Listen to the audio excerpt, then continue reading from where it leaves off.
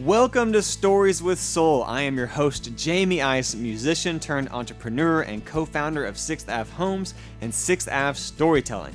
Over the past 10 years, I have launched multiple successful businesses and have become obsessed with all things entrepreneurship and marketing. I've been on a personal quest to unpack what it takes to make and grow a great brand. One thing that I've discovered is that stories are powerful and that storytelling has the power to set a brand apart. Join me as I dive into the stories of the heavy-hitting leaders, entrepreneurs, artists, and business owners in our community to hear their biggest wins, greatest losses, and their best business secrets. There's a story behind every great brand. Welcome to Stories with Soul. Welcome to Stories with Soul podcast. I'm your host, Jamey Ice. I'm joined by my co-host, Jimmy Williams, and we have a very special guest, person in the house, Josh Weathers, who... Time out. Did you just have to look at the paper to see my name? No, it was Am I that special? It was a nervous look. Your name He's just making sure. He's just making sure we got the right name. We got the right person. But we're so popular. We do so many of these, Josh, that you're kind of mid-tier. Hundreds of these. Yeah. But I'm going to be honest, dude. I'm very, very, very excited. You are. I feel like we don't see each other a lot. Yeah. I feel like I follow through the gram. Yeah. But I feel like there's people that just light up your soul. You are one of those. So for the people that don't know, Josh is a musician. Mm-hmm.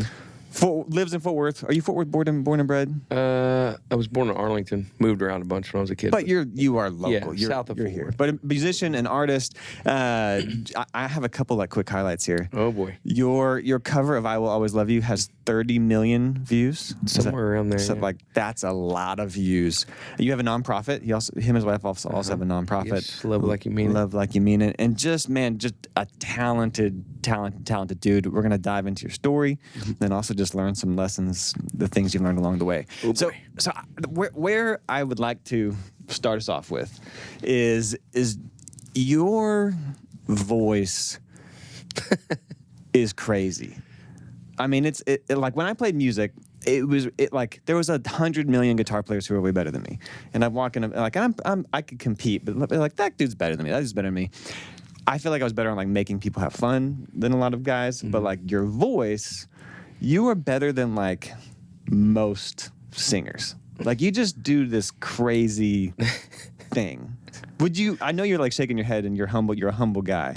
But wouldn't you say that's true? I so badly just want to talk in like a frog voice from here on out. But you could do this like this just crazy. I'm not even gonna try to emulate it because it's crazy. But wouldn't you say your voice is like? I mean, it's pretty damn good. It's a good voice. Like if I heard somebody sing at a venue and they sang something like the "I Will Always Love You" cover, I'd be like, dude can sing. Yeah. But the truth is that there is always somebody better than you. Sure, There's but always somebody not better. Very many people. Well, I'm teeing that up because like, was that something that you were born with, or did you learn that? Did you like go to singing school? Like how? Like, no, I think I probably started singing. I was always interested in music as a kid.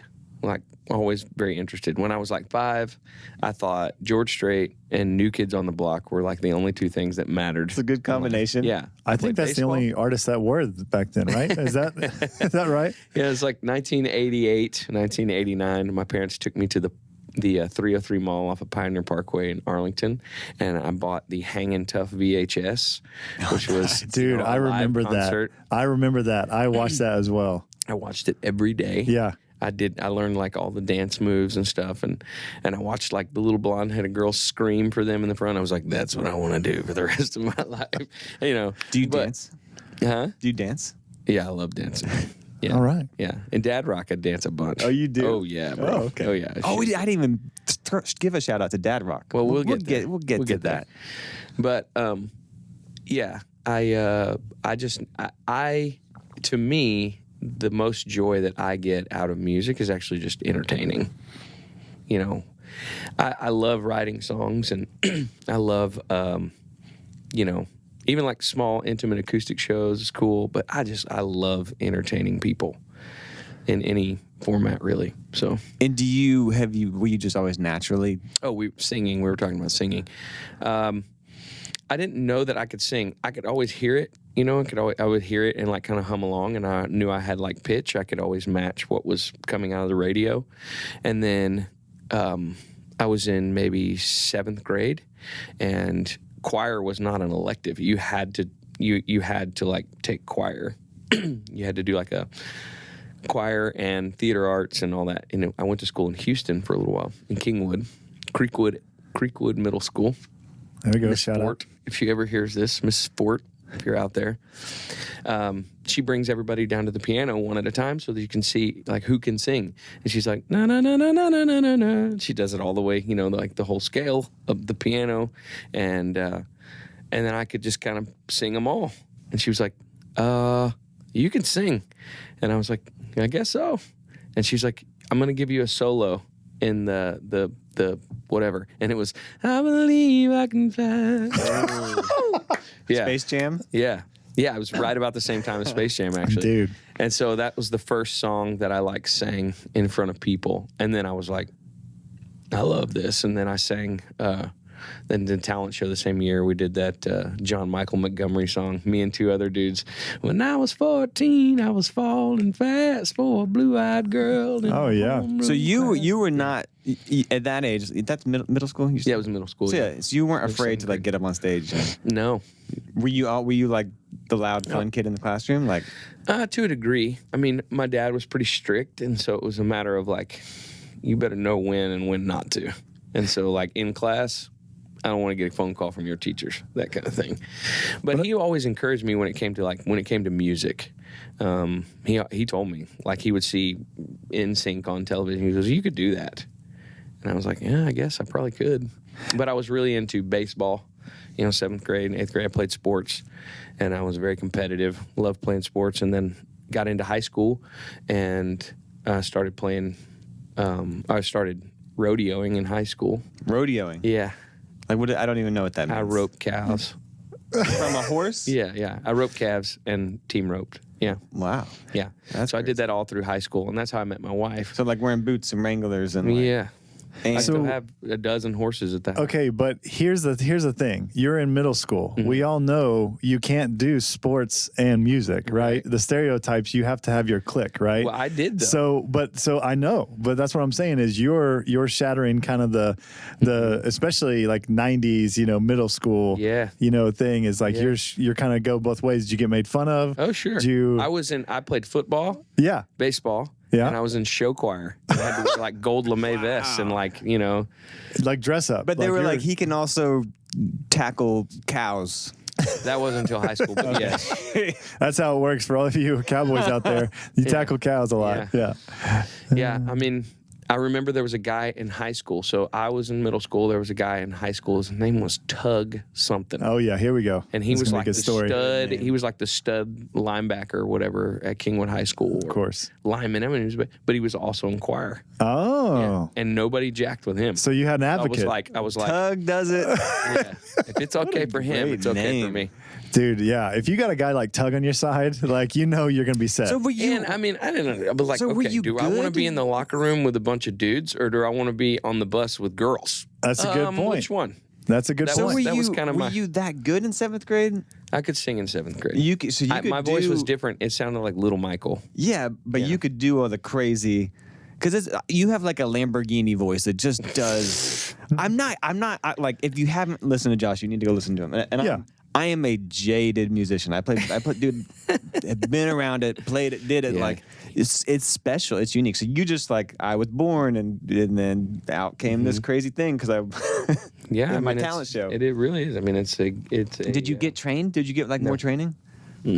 So you never, dude, that's crazy. No, I never had any lessons or anything. Besides, like in choir, she taught you to sing from your diaphragm and not like from your head voice, which is, I realized last night doing like Dad Rock Show, I was singing and because my hands are never free. right? But I hit my stomach and I was like, dude, it's like a rock right now. I was like, usually I'm a little. The secret to your singing is you have really good abs. Yeah, but they're under there somewhere. I promise. Gosh, man. So and were you brothers or sisters? Do you have brothers or sisters? I have a little brother. Yeah, Little brother. So you're the oldest. I'm the oldest. And what did your parents do? My dad worked for like a healthcare company. He worked for Baxter Healthcare, and then he worked for a paper company. He ran like warehouses, and that moved us around a lot when I was a kid. And then my mom stayed at home. She would take like small jobs and work at like a pet store, groom dogs and stuff like that. But my mom was real country, and my dad was kind of a city boy, you know. And so there was kind of like that dichotomy. Mm-hmm. Yeah, Dad was real into like R&B and like classic rock stuff. Mom didn't like that stuff. You know, that was drug music when she was growing up. That's drug yeah. music? Yeah, anytime she remembers, she said, all those druggies used to listen to that stuff, that kind of stuff. And then now she loves it. It was just funny. But then my mom was like, you know, kind of classic country and huge George Strait fan. Like, oh my gosh, my mom. So does that kind of explain, like, you sort of have this country influence, and you also have this like straight up R&B right? Yeah, thing going. Yeah, and it's both of those things have made up kind of what I enjoy. You had a question? Yeah, I was gonna say. So your parents were real supportive throughout that whole process. Like, your dad wasn't like, you should play sports and not sing. Your mom wasn't. You know what I mean? They knew you had a talent. Like, yeah, do you feel like, yeah, once my dad realized, like, so I was a freshman in college when I found a guitar in a buddy's garage, and he gave it to me, and it was such a cheap. You didn't guitar. have a guitar before that? Mm-mm. Well, my aunt had given me a guitar because everyone knew like Josh has the ability to perform, or Josh has it. And if we just my aunt and uncle gave me a guitar for my birthday one year.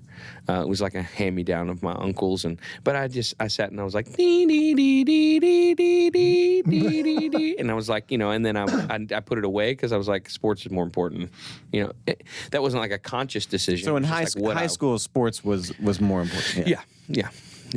And then tackling cows. And that too. Yeah. Yes.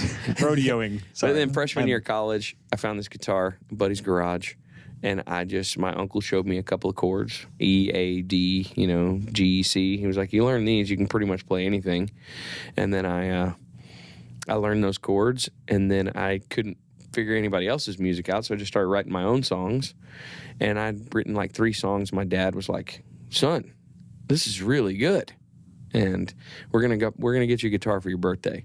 He took me to Mars Music in Arlington. I picked out a guitar. I remember Mars. Yeah, I picked out a guitar. He gave it to me just before Thanksgiving as like an early birthday present. My birthday's on Christmas Day, and so he was like, "It's an early birthday present." And That's a terrible birthday, by the way. I'm sorry. I wouldn't know any different. Everything is double. Like that's a hard birthday. Yeah. Sorry, Yeah. But he gave you a guitar. He gave me the guitar, and then he told me, he was like, music is your thing. And he just spoke that into me. He says, music's your thing. And he said, if you want to I was going to UTA. I was doing really well in school. He said, you want to take some time off school to pursue music? Wow. You need to do that. And he said, how old were you? 19. Wow. And he said, you're doing good in school. I'm proud of you. You're good at lots of things, Josh. You know, you could do lots of things, but I'm telling you, music's your thing. And then he had a heart attack on Christmas Eve. Oh my! Passed away. Gosh. That a month later. Wow. Mm-hmm. Oh my Really? gosh. Yeah, so he never got to see me. But he spoke that truth to you. Yeah, there's something to be said about a father's blessing. When he did that, did it feel like a big deal, or is it a big deal like later? No, it was a huge deal. It was a big deal that he would kind of give me that. Did he like permission. take you somewhere to do that, or no, just like no? I don't even remember where we were when we had that conversation, but. You know, he would take me around, like he would make me play songs at Thanksgiving. Listen to this. Josh wrote this. Listen to this song. Wow. And he was very encouraging. And my dad growing up was very strict. You know, when it came to like grades, when it came to you make the grades, boy, or I'm taking those keys away, I'm gonna wear you out. You know, it was that kind of thing. Mm-hmm. And A's and B's, you bring home a C, because he wanted me. He was like, I want you to have options in the future. And so for him to tell me that I could put school on the back burner to go pursue something else, I was like... You know, that was a big deal. Yeah. That was a big deal. And so after he died, I went back to school for like a semester and I bombed everything because I was messed up, you know. My dad just died. So it was totally unexpected. Oh, 100%. Yeah. He had went into work on the 23rd and was working in a warehouse over off of 20 in Mayfield, the Cardinal Health Building. And he had worked all the way until midnight, like the next day. So it was like it just turned the 24th. And he went to pull the dock door down, told the guys, let's go home. And he just collapsed on the floor, and that was it. Wow. I called my mom. They called my mom. I was at a buddy's house. My mom called me, and she was like, you need to go to the hospital. Something's wrong. Something's wrong with your dad. And they won't tell me what it is. I think he might have got too tired and had a wreck or something. I mean, because he just they didn't know, much. Then we got there and walked through that whole process, which was just horrible. Horrific. And as the older son, the responsibility of everything's kind of falling on your shoulders. Mm-hmm. Yeah, I mean, I called my grandparents and told them, your son's dead. Yeah. You know, I helped set up funeral arrangements and things like that. But then I was just sort of, and just trying to like, you know, process it all. You know, I cried so much for like a day that after that I didn't cry anymore. You know, you just kind of like, I spent it all. Yeah.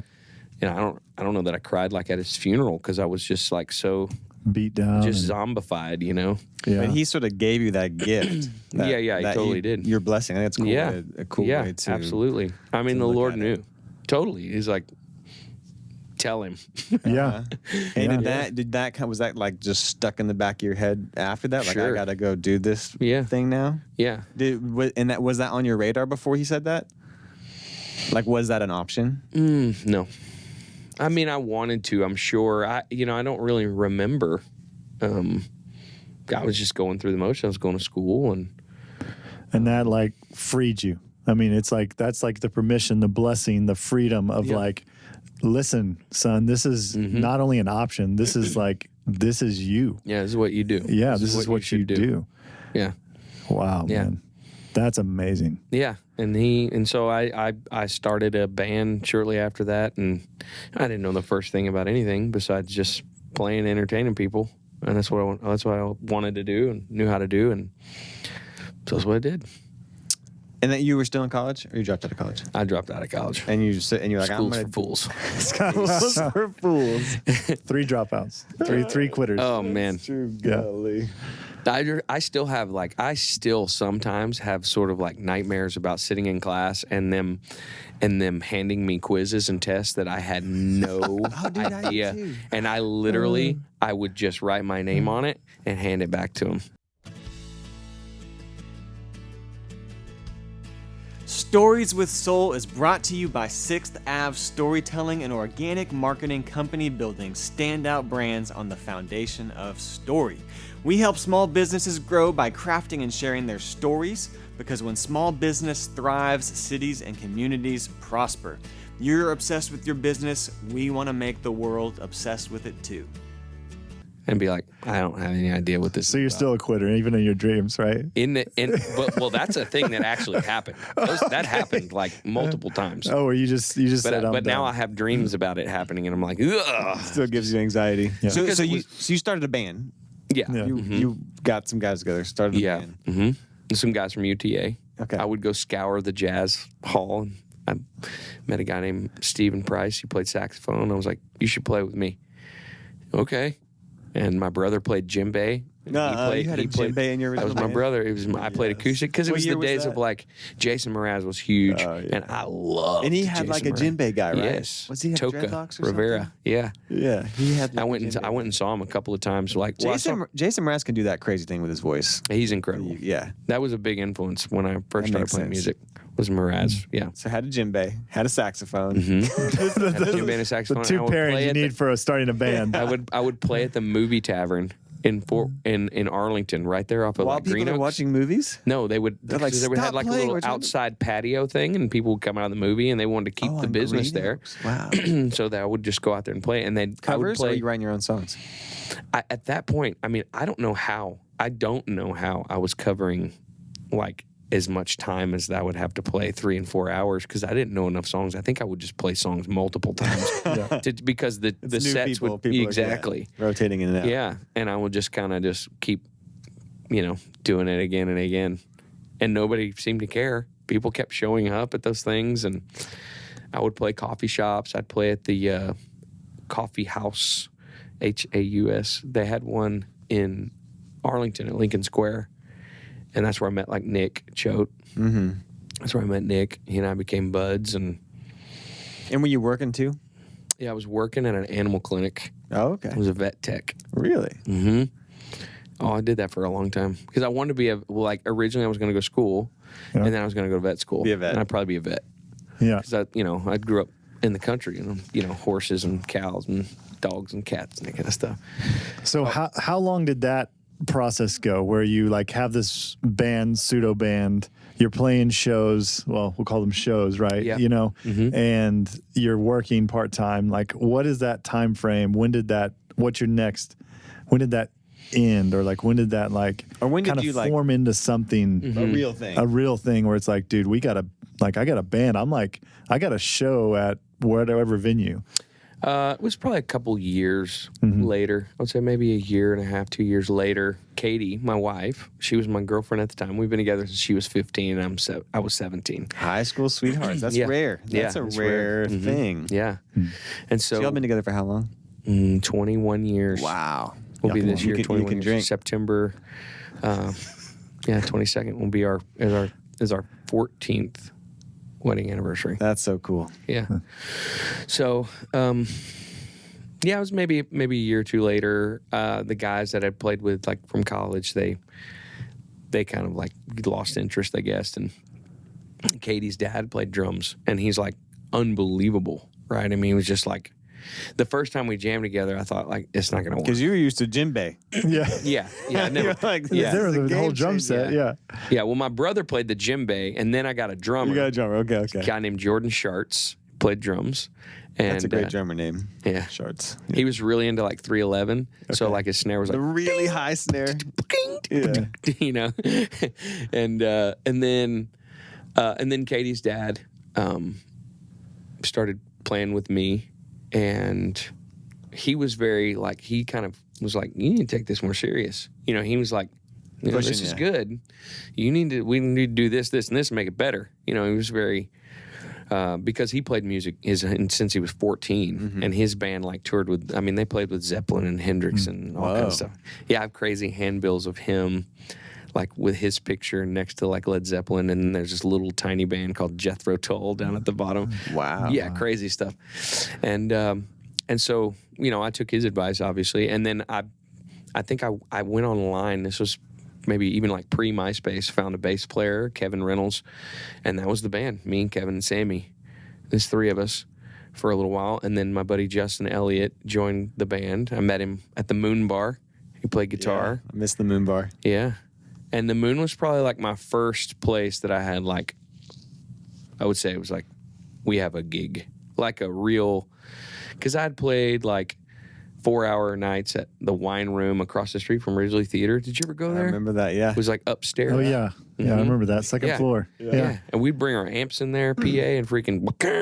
And this was probably like, Wine Room. What, like 2006, 2005, 2006, 2007? Yeah. 4 or 5. Okay. Yeah, 2004, 2005. Because I remember, like, that's around when I first heard your name, like people kind of talking about really you showing up on the scene. Like I remember, I would scour the Fort Worth Weekly, Yeah.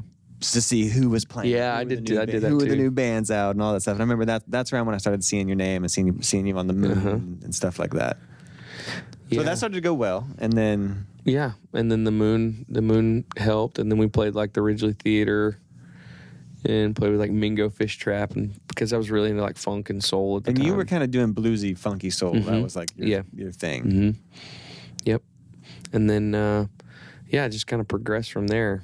I added horns to the band, and then we did these Sunday nights at Lola's basement in the Stockyards for like an entire summer, and I don't remember what year that was, but that's like things started to kind of turn, like it was packed every Sunday night. People were coming that weren't like your friends and your family. Correct. Yeah, I'm like, how is this even happening? I think about it now. I'm like, how did we even promote shows back then?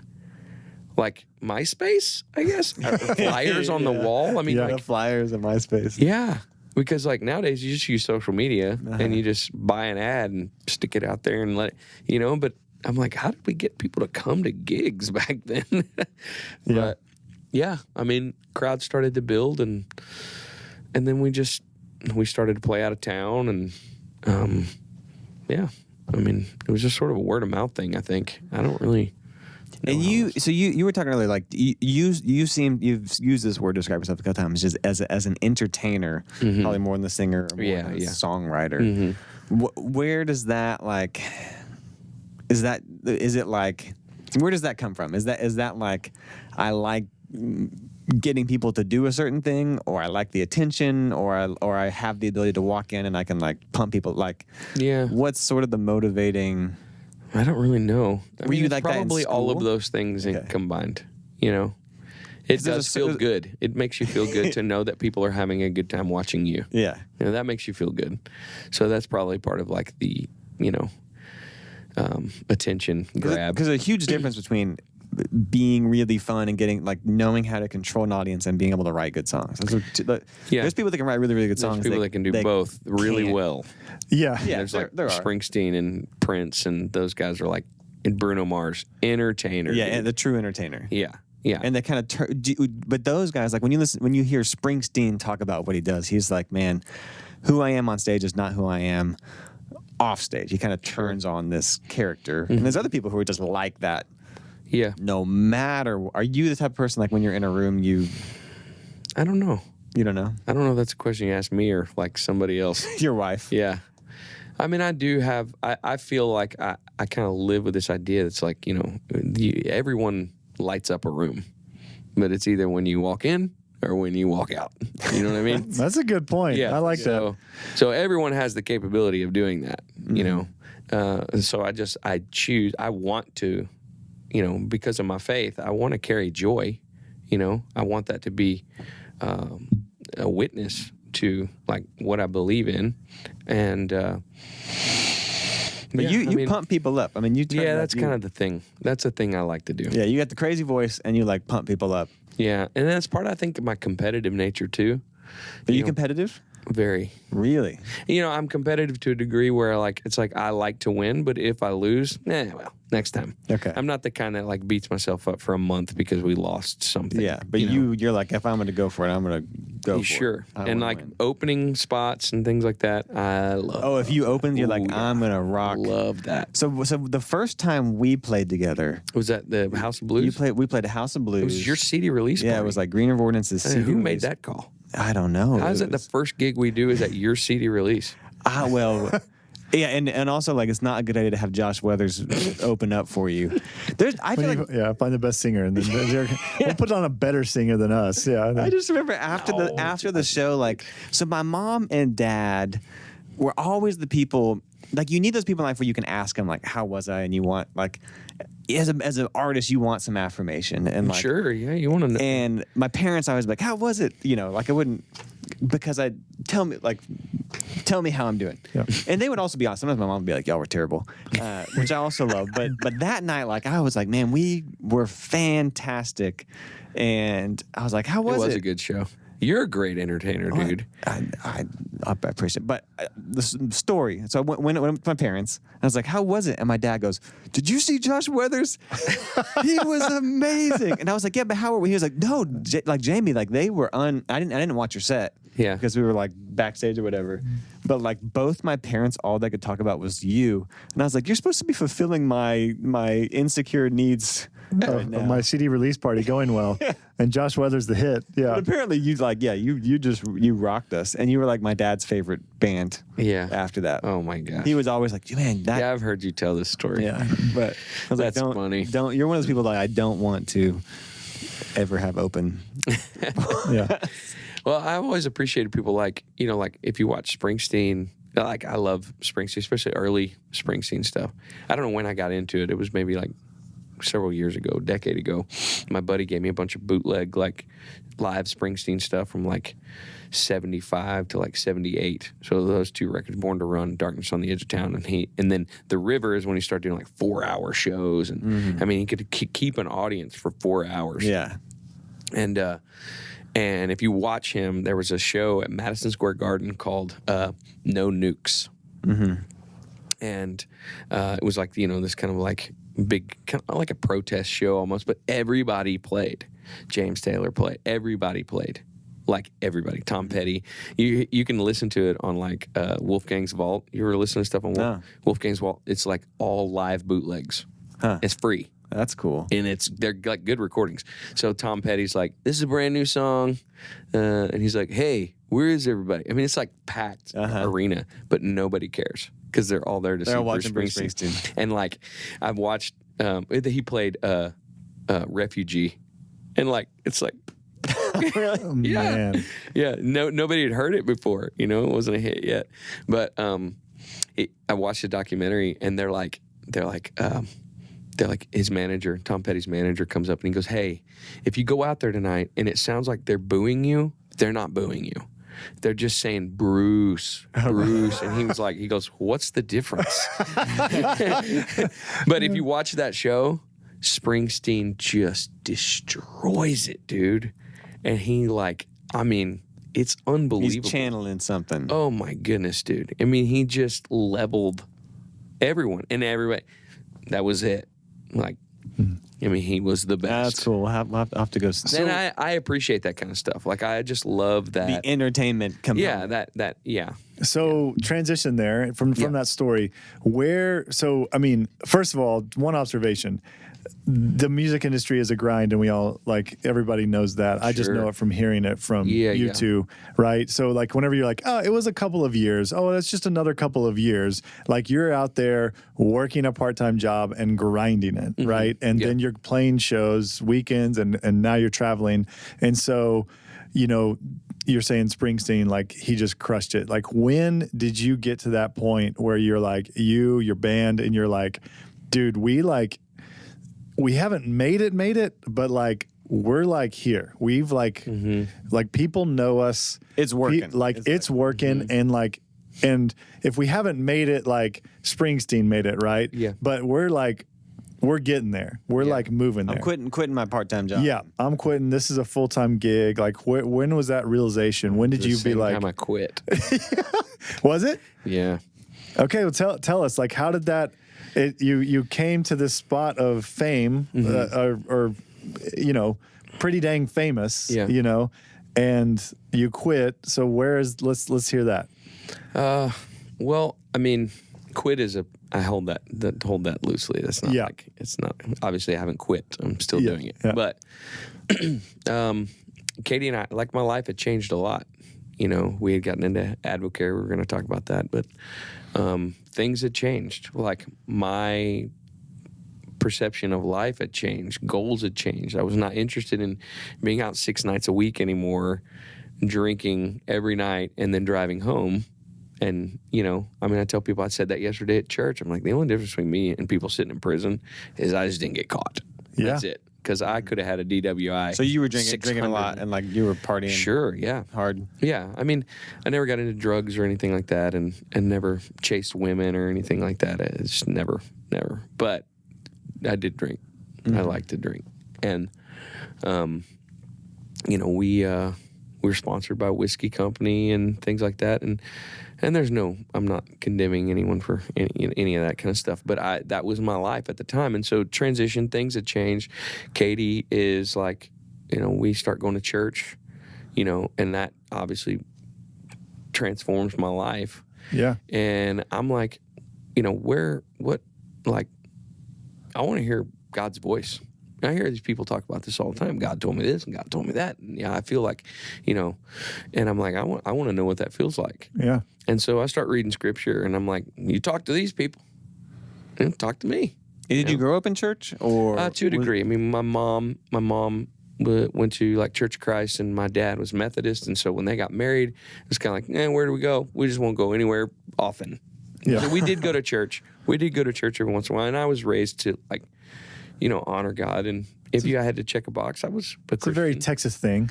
Sure. Yeah. Texas is of Southern. course I'm a Christian. Yeah. I'm American. Yeah. That's right. That kind of thing. Yeah. But yeah, and so I'm on stage. We're on stage in front of 25,000 people. It's crazy. Wow. Yeah. And this was before the Whitney Houston thing or after? All of this sort of happened all at the same time. Because you were, I remember you were blowing up. Like people, like what you did with us. You were rocking people all over, and you were playing venues around Texas, kind of all over Texas. I remember being in Amarillo, and the night before they're like, Josh Withers was here and it was sold out, and he's so crazy and so fun, blah blah blah. You were blowing up, and then the Whitney Houston video came out, which was a video. Well, it had come out years before. Yeah, you released it years before, but it got... Well, the Kessler Theater did. Jeff Lyles at the Kessler Theater, he had just like a little stationary camera parked up in the top, like in the little rails that go around, and he videotaped me singing that song one night. You covering "I Will Always Love You." Correct. Yeah. Like a couple years before. By Whitney Houston, who sings a note that no one can sing, and somehow a man, sang it. Like just I'd watched the movie that day. And you sang it for your mom. Yeah, it was my mom's birthday. And but that video got shared on Reddit or something like that. It was like Reddit, went viral. Reddit, Huffington Post, The Chive. The Chive is when it went. Yeah. And 30 million people. It was like, dude kills Whitney Houston, or whatever it was, And that actually, it had about 1.5 million views, which at the time was a big deal. It was like, it was a cat had 1 million views doing something. Like, oh, cute cat, Yeah. Now 1 million views is like nothing, but 30 million is a lot. So, yeah. So this is how it all happened. If the timeline, I need to sit down and try to write it all down. Yeah. We're figuring it out today. But I on that stage, we had 7:30 time slot. We had great, sun's going down. It's that time slot, and it's what stage? Great. I was at the Larry Joe Taylor Festival, actually, in Stephenville. Because you were getting into Texas country scene. Yeah, I'd kind of gotten moved into that scene because some of those guys kind of put their arm around me and were like, "You're great, come with us." And I was like, "Okay," and the music fit. It fit to a degree. I was outside the box, but you still, were not Texas country, but you were just correct. They were come be a part of Texas country because you're so damn good. Yeah, and they just sort of welcomed me into that. So you're playing Larry Joe Taylor Fest in front of 25,000 people. Yeah, I say 25,000. Hold that loosely too. I didn't count them all, but I have a picture of it, and you can count it. It's a lot of people. We'll fact check it. The show goes great. And we played Shout at the end of the set, and these folks they just lost it. Booze is flying everywhere, and beer cans are flying. There's videos of that. This is the epitome of Josh the entertainer. Your entertainer game is on. Yeah, people are losing their minds. Mm-hmm. Yeah, and it goes bananas, and I walk off stage, and a guy grabs me by both arms, and he's like, "I've been on the stage for 20 years. I've never seen that happen." He said, they didn't know who you were before you walked out there. And now look at this. Go out there and take yourself a victory lap. Because the band's still going, And I walked back out there to wave at people. And I just felt it in my heart. You're in the wrong place. Wow. And I was like, oh, no, I'm not. Yeah. This should be the best feeling ever. This is great. And I'm like, I feel it. You're in the wrong place. And I'm like, oh, boy. So I walked back off stage, and I'm kind of freaking out internally, Externally, I look like everything's good. People are patting you on the back. Guy meets me off stage. Right then, guy meets me off stage. He said, gives me his card. He said, I'm going to be in my office in Nashville on Monday. I want you to call me. You're a star. I know what to do with stars. And I was like, And he really did. Was he like a manager or a record label? Yeah, well, it's just, I mean, his name's Tim Dubois. Oh, yeah. Yeah, so Tim. Are you serious? Yeah, so Tim he was like the head of multiple labels in Nashville. Nashville. He ran for Clive Davis. I mean, Alan Jackson, publishing companies, Brooks and Dunn, Vince Gill. Tim Brad Dubois Paisley. gave you his card? Yeah, and he was like, wow, dude. He was, because he was a really smart guy. I mean, I think he caught on to the Texas country thing way early, and he managed guys like Roger Krieger and Kevin Fowler and those guys. I think Kevin, but I know Roger. But and he was really smart. He had started a thing in Texas. He realized like there's something happening down there. And so he was like, you, me, and he wrote, I mean, he's a great songwriter. Yeah. He wrote like, Love in the First Degree. Yeah. He wrote like... There's a lot of people, if they're like, I know what to do with stars, I'm like, I instantly don't trust you. Yeah, but that dude is like... So he's like and he was exactly how I thought like a major influencer in music would actually act. He was like, I'm not gonna tell you all this stuff. I'm not gonna tell you who I am, what I've done. You can look that up. Yeah. Here's my card. Just Google me. Yeah. And he was like, call me. And so I do. I look, well, this guy walks up to me right after that. It's so funny. And he goes, you know who that is? And I said, no. And he goes, man, it's Tim Dubois. That's Tim Dubois, man. And he goes, when people win Grammys, man, they thank God, their mama and Tim Dubois. Oh, man, that's good. That's a good phrase and right I was there. Like, oh, my goodness. So, all this is happening. So you're blowing up in Texas. You play this giant show. The video goes viral. Viral. I mean, it was shortly after that, or maybe it was like right around the same time. I don't remember the whole timeline, but it's all happening at the same time. Yeah. And I'm in this like, oh gosh, what do I do? Feels like a midlife crisis or like a career crisis at this moment. I know what I felt. Yeah. And I know that's... Which what the voice said, you're not supposed to do this, you're in the wrong seat. You're in the wrong place. You're in the wrong place. Yeah. You're in the wrong place. And it wasn't like condemning the place I was in, as in like bad people, this bad. No, it was not like that. It was like, this for you, I have something else. Yeah. That kind of thing. Mm-hmm. And so I didn't really know how to handle that. And I didn't, it was about a month, I guess. I talked to Tim a couple of times. Tim flew down, came to a show, met Kady and Cooper. I just had my one son at the time, and it was so nice, dude. Nicest guy, and was really encouraging, and he wanted me to come up there and write. And I mean, his son writes mega hits. And Chris Dubois, he's written tons with like Stapleton and stuff like that. So, and this is like all of the things that you want to happen. Yeah. That you've been aspiring to. This is everything you've been working for sure 10 years. And I don't tell the story a whole lot because it makes me sound, I don't want it to make me sound like all like self-righteous, like I did the right thing kind of thing, because that's not. No, people do this all the time. Yeah. Like Michael Jordan quit basketball at the pinnacle of like, right? It's like this happens. Like, who's that? No, yeah. Simone Biles. Yeah. I mean, so you're pretty much comparing you to Michael Jordan right now. So you better live up to it in the rest of the story. That's funny. No, but seriously, I mean, no judgment there. It's like, this is what happened. This is your story. Yeah. And so, but you're grinding it. You've made it. And now you're tired. Well, what? Were you tired too? Just like. I mean, like I said, life had changed. Mm-hmm. So tired of things. There were certain things about grinding that I was tired of. The 6 nights a week, the drinking, the scene. Yeah, the like compromising. Those wears kind of things, on you. Compromising time with your family and that kind of stuff. Yeah. And so that video goes viral, and then more people start knocking, and I get like, oh, dude, it was crazy. I'll tell you like later some of the people that reached out to me, and it could have happened. Like I could have gone this way, could have gone that way. You could have instantly had a record deal. Atlantic Records emailed me. Yeah. And I just deleted it. You didn't even respond? Mm-hmm. What?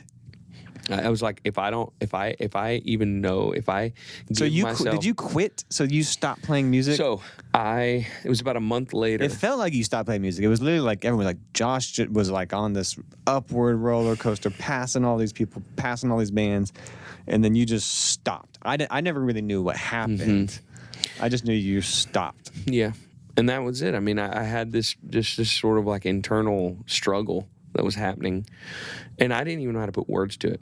I didn't have the verbiage. I didn't know how to tell the band. I didn't know how to tell everybody. I was just like, we're going to go on a hiatus. I need some time. Did you announce that? Did you like tell people you're going on a hiatus? You just did it? No, I just kind of did it. Wow. And I realized. What'd your wife say? What I was like, a month later, I'm at this business conference and they have a voluntary like worship night. If you want to come, we went to that, and I'm a mess at this thing. I'm like a disaster. Are you regretting? You're a disaster because you're regretting? No, I'm just like, I don't know what to do, and like I know that the Lord is telling me there's another way, and I don't know what it is, but I'm freaking out. And we get done with that. We go all the way back up to bed, and my mom was actually with us. She was sharing a room. She was just watching our son. And I was like, I need to talk to you. And so we get out of bed. We come all the way back downstairs, go to the lobby. I was like, I think I have to like quit the band. And she was like, which the band is the Josh Weathers band. Yeah. I think I have to like dissolve this and do something else. And I don't know what it is. And she's like, I said, I feel like the Lord told me you need to step away from this. Well, if that's what the Lord told you to do, what are we waiting on? Wow. You know, it was like, she was like, who cares? And I was like, people are going to hate me. I mean, I'm the guy who entertains people. I like being liked. That's my identity. Yeah, I like being liked. I don't want to be unliked. Yeah. And then she's like, it doesn't matter. I love you. Jesus loves you. It's fine. Who cares? Isn't it interesting? Your dad gives you permission and the freedom to go do it, and now your mom is like not giving you permission. You're an adult, grown with kids. No, that was my dad. My wife. Oh, your wife is saying that. Okay, well then that's still cool that your wife is now giving you permission to go and do, like, it's okay. Like, And that's a pretty cool thing. Yeah, we had Advocare at the time. Yeah, so you had started supplementing a our side income. hustle. Yeah. Advocare, where you're like selling vitamins, or something. Yeah. Right? What is Advocare? What was that? I remember Health and wellness products. Yeah, but like Spark. Yeah, you ever drank Spark before? Oh yeah. Yeah, of course you have. Everybody drinks No, I Spark. not drink Spark. Spark was like the first natural energy drink made of like vitamins, not like It had caffeine in it, but it was like it wasn't like bang. I used to buy. It was like good energy. You're not doing any of that. Yeah, it was like you put it, you like get a little scoop. Yeah. I don't remember this. But I had lots of friends that were doing Advocare at the time, and Advocare is kind of like Young Living essential oils. It's it's a direct sales company. Direct sales, multi-level marketing, and so at this time where you like, I know again I know from like an outside. What I'm hearing around everything is that you were like at the very top of that. Yeah. You were like, and were you at the top of that in this moment? Yes. So y'all were already not quite, you were but crushing it. We were making really great money. Okay. So while music's blowing up, your side hustle was also blowing up. Yep. And so y'all were financially secure, which allowed you, when you said, "Man, I think I'm not supposed to be doing this," it gave you literally God's timing. Yeah. Okay. So you were at this conference, and that was also going well. It's not like you quit and then you had to go start this thing. Yeah. Right. And I just knew. I don't know how you explain that, but you just know in your knower. You know what I mean? Something I got to do. And I talked to the guys about it after a show one night. And, I didn't really know how to, like I said, I still regret that, like not being able to like explain to them, how I was feeling at the time. But it was just time to do it. And so we played a big show at Billy Bob's. Main stage at Billy Bob's. They marketed it as a farewell show. I was like, can we not call it that? And it was like, yeah, whatever. I was like, what about farewell for now? Because I was like, I still don't know what I'm going to do. That was your first time to headline Billy Bob's? Maybe the main stage. Okay. Yeah. And that's that's the biggest room in town. Like there's no bigger venue. Bass Halls. No. Billy Bob's has like 5,000. Yeah, it's 5,500 actually. 5,500 seats. So you're like, I can headline the biggest room in town. Yeah. And we sold a lot of tickets. Yeah. For that show. And that was your last show. You were just like, peace. And then I just sort of stepped away for a season. And now looking back, I don't even know how long that season was, which is the craziest thing. This episode of Stories with Soul is brought to you by 6th Ave Storytelling. At 6th Ave Storytelling, we know that stories aren't just for bedtime, they're powerful marketing tools, and we've seen what they can do. Want to see for yourself? Download our free PDF, The Storytelling Pathway, on our website, 6avstorytelling.com. storytelling.com. It's everything your business needs to be successful. This is what I've used to grow my businesses and hundreds of others. It's a strategy that has led to #1 albums, built large followings, and has helped generate millions of dollars in revenue, thousands of leads, and tons of traffic. I've seen client after client reach their goals, which is why I'm crazy excited to share it with you today. I'm offering this for free because it's my personal mission to support small business owners and entrepreneurs no matter where they are at on their journey. Because small businesses are the heartbeat of a city, and they really are what make it special. 6th Avenue Storytelling has helped brands across the country grow their business using these exact steps. Head to 6thAveStorytelling.com and download the Storytelling Pathway to get your step-by-step guide today. No, and it was maybe a year, something like that. Did you get much backlash? To a degree. There's certain people probably not happy with me. A lot of people were sad. Your fans were probably sad. Mm-hmm. Well, like, I mean, your band, like, I mean, you're going to tell your band that you're quitting. They're like, dude, you're my, like, I've been working with you on this thing too. Like, we're grinding it. We're trying to make it as well, just like with you. And I'm sure like that's some fans were probably upset, not mad about it. Yeah, I'm yeah. sure. Yeah, the guys were not happy. Yeah, sure. Nobody was happy. And then you went to India? And then shortly after, I go to India. And why'd you go to India? We had started the process of adopting our first little girl from India. Yeah. And so that brought you to India. Mm-hmm. And so music stops or pauses. We're going to say pauses because we know you didn't quit. You know, it's like it was a hiatus. Mm-hmm. So it stops. You're still financially secure. And then go into the process of adoption in India. And that begins a whole other journey. Yeah. All right. Yeah, so we take a trip to India. It was with Open Door Church, a guy named Troy Brewer. We go to Open Door. We went with him to India.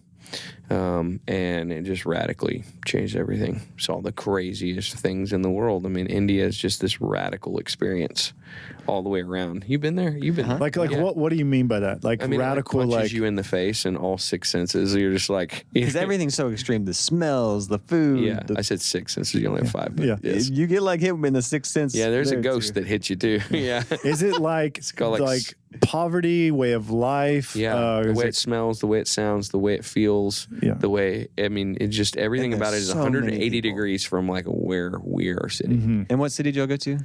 We went to Visakhapatnam. It's in South India. We went to Hyderabad and Vizag. Okay. Vizag is what they call it for sure. South India. Really hot. Like, really hot. In the face of the sun, hot. And, but yeah, I mean, I just saw things there that I just never, I saw, you know, we did a 3-night crusade. I saw crazy miracles and crazy things happen. And I saw 1,500 people like get up and run to the front to get saved. I mean, at a crusade. I mean, it was wild, dude. It was wild and it was life-changing. And so I... So was that, in that moment, was that affirming? Oh, shoot, I just hit myself. Was that affirming that decision? Where you're like, man, this is... Yeah, well, and that's the thing is like I didn't know what playing music was going to look like. I had been given the opportunity to lead worship at our church, but I had kind of taken that real slow because I was like, I do not want to get up there and like entertain people. That's what I know how to do. I don't want to do that in a worship setting. I don't feel like that's what we're there to do. Mm-hmm. And so I'd learn like 3 Jesus songs, and we get to that crusade thing the first night that I didn't even know we were doing. And the guy was like, "They tell me you play music, you will lead the worship." That's fantastic. Yeah. And so I did, and it was in front of 4,000 people on the other side of the world. And I was like, I guess I'm not done. Like, oh, interesting. Yeah. I was like, look at this. Like crazy new doors opened up, right? And then after that trip, my wife and I get home, and we're laying in bed one night watching a video of this guy, this missionary. He's playing fiddle in this group of, you know, Indian kids. And, I mean, it was like, I want to do that. I want to play music. I'm going to do it like that. Mm-hmm. And she's like, we should just start our own orphanage. And I was like, yeah, maybe we should. And then like a week later, she had started it. An orphanage. Yeah. She was in like, India. Yes. Before had you adopted your daughter yet? We had gotten our daughter, yes. So you went to India. Did you bring her back with you? No, not on that trip. We actually flew right over Mumbai and didn't get to. Okay, so you had your daughter. We went to this trip, and you're like, let's start an orphanage. Yeah. How do you, I don't even know. How do you to start an orphanage? Well, like kids. She reached out to our. I'm sorry. Go ahead. But like, there's a lot I would think that has to go into that. Well, I mean, yeah, we didn't really think it through necessarily because there's so many children that need, and the need is so great that we're just like, well, I mean, they're just everywhere. There's kids running around on the street all the time. It's like, if they need a home, we'll just give them one. It can't be that hard. Yeah. Little did we know. I mean, we tried to look for. She contacted a guy named Ernest, who was the son of the pastor that we were working with. Went on that mission trip, and he and I became friends. She said, do you want to help us? He said, yeah. She said, we want to do it in Mumbai. That's where our daughter's from. He's like, well, I live in Hyderabad, and we speak a different language. Can we do it here instead? Okay, sure. Great. And so I said, go see if we can find a building to lease. We'll start raising money, find us a building. We gave it a name. I wrote a song called Love Like You Mean It a couple years before when I was working with this African children's choir. It was a whole nother story in itself. But we were like, we need a space. And so Ernest goes around and he goes all over the city trying to find a space, and nobody will lease him a space. He's being honest with them, telling them what we want to do. We want to set this up as a home for girls specifically. No, we're not doing that. Can't do that. Can't lease you the building. We're not. Why? Number one, he was a Christian. Okay. Number two, they didn't want to get involved in that. Culturally, that's like not acceptable there. Yeah, like, they didn't want to get into that. Yeah. No, and it is like sort of a racket. I mean, there's kids that are just, they need a place. Yeah. But if you can feed them, you can clothe them, you can go give them money, you can do all those things on the street. But if you try to take them in, the government's going to come and they're going to say, no, you can't do that because there's a whole process that involves a lot of money in order for you to do that. Okay. So we didn't know what to do. Ernest said, I tell you what I'm going to do. I'm just going to get in the car and I'm going to drive. He said, I had this idea this morning when I was taking a shower. I'm going to get in the car. I'm going to drive. And I'm going to drive until God tells me to stop. And then we'll have a place.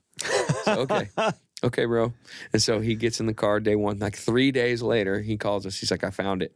I said, what is it? And he's like, it's in the middle of nowhere. It's in this place called, I don't know how to tell you the name of the village, but it's 90 miles outside of the city. And he got in his car and he drove. He just drove around. And I'm telling you, bro, if God don't take you to this place, you ain't gonna find it. You're not gonna you know what I mean? Like, yeah. And so he did that for a few days. You know, I think it was 3 days. He was like, "Can I?" He just drive around all day, go home. Yeah. Drive around all day, go find something, and go home. Ernest. He could look for places like here. Are there places for sale, for lease, or whatever? He gets out there in the middle of nowhere. There's a field, 3-acre field, cornfield. It's a huge cornfield. It's for sale. Just a field. There's no building. No. And he calls me and he says, I found a place. It's 3 acres. It's $10,000 an acre. And he said, but it's for sale. I talked to the guy that owns it. He'll sell us the property. We can do whatever we want to. He'll sell us the property. So we need 30 grand. And I was like, okay.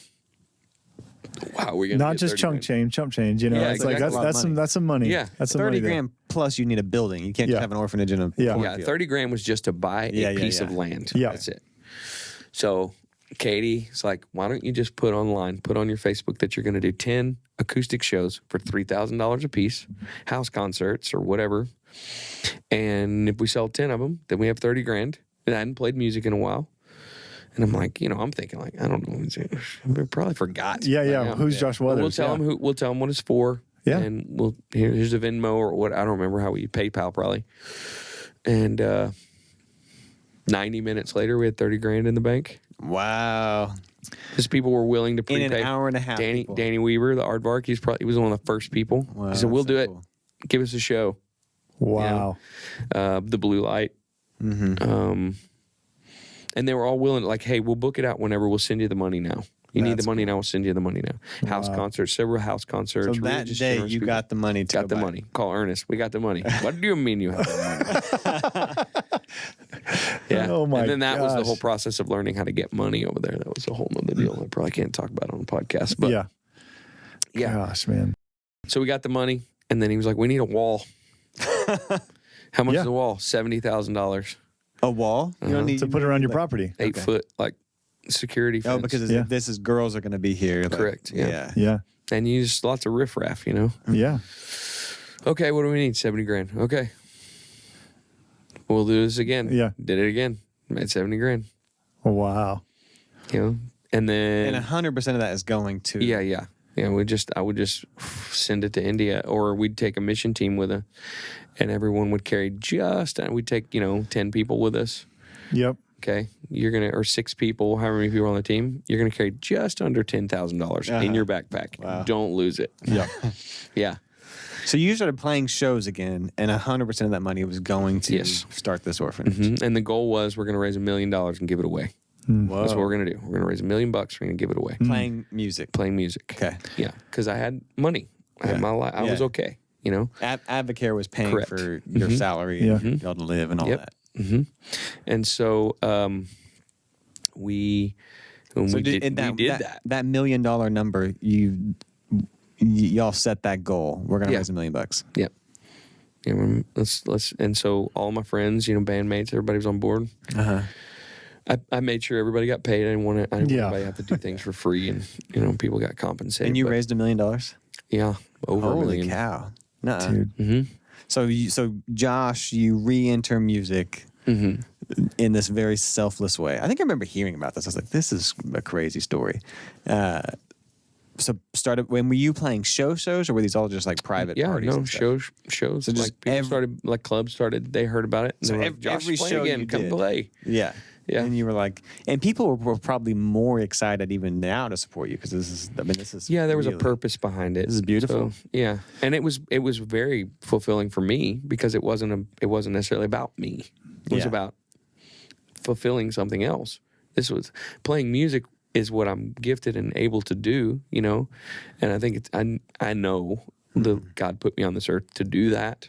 To entertain people, to engage with people in that way. But now I get to do it for this other reason. So, we built the wall, we built playgrounds, and then we started the building. And we did a lot of that money, too, like went into just investing in the community out there. Because, Nick Choate went with me. So it's Nick, my wife, and myself.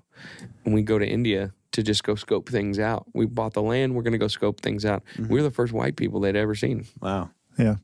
In this village, and we're talking about old people, man. And so you're putting money towards infrastructure as well, because just water wells. Yeah, we that's put in right. several water wells because they had one. They had one, and people literally die of thirst in the summer. So we're like, so we better put some wells in there, get some good electricity out there for some of these people, and help do things like street lights.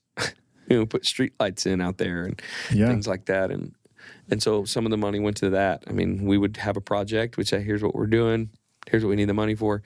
And then, we just met some unbelievably generous people. Yeah. Like here in Fort Worth. Insanely generous that were like, we want to support the mission. I would go play a gig. I would talk about it on stage. Yeah. And, I had a lady come to me and was like, the first one was a $25,000 check. That was the most that had happened. And it was That's unreal. And then it was like, I had lunch with a guy. This is a crazy story. I had lunch with a guy, and I was like, I didn't have any pamphlets. I don't have like a spreadsheet. I don't have any of these things. Or I'm just going to go tell stories. Yeah. And I go to lunch with this couple, and tell them about what we're doing. And I go to the restroom afterwards. I'm like, Lord, I don't know if that worked. Because I felt we need $100,000. Yeah. And I know they're going to ask me how much money you need. Am I supposed to tell them I need Tell them you need $100,000. So I go to the restroom, and I'm like, you're going to have to talk to this guy because I don't know if this worked. They're great people. And sure enough, man, he called me that night, and he was like, I just got in my car, and I just felt like we're going to give you $100,000. Holy cow. That's so much money. They gave me $100,000.